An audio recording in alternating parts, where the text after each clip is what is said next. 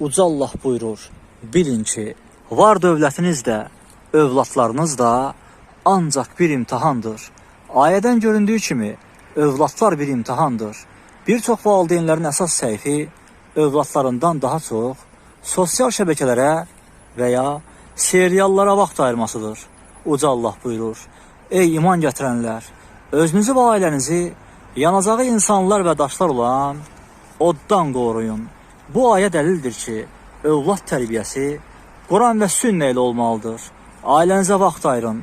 Peyğəmbərimiz sallallahu aleyhi və səlləm demişdir, sizin ən xeyirliniz ailəsinə qarşı xeyirli olanınızdır. Bir gün övladınızın ay ata, ay ana, sənin məsləhətin köhnəlib deməsin deyə bu iki hədisə diqqət edin. Peyğəmbərimiz müsəlman kişilərə xitab edərək belə buyurur, hər biriniz başçısınız və əlinizin altında olanlara cavabdehsiniz. Qadınlara isə belə buyurur, qadın ərinin evinə nəzarət edəndir və o öz nəzarəti altında olanlara cavabdehdir.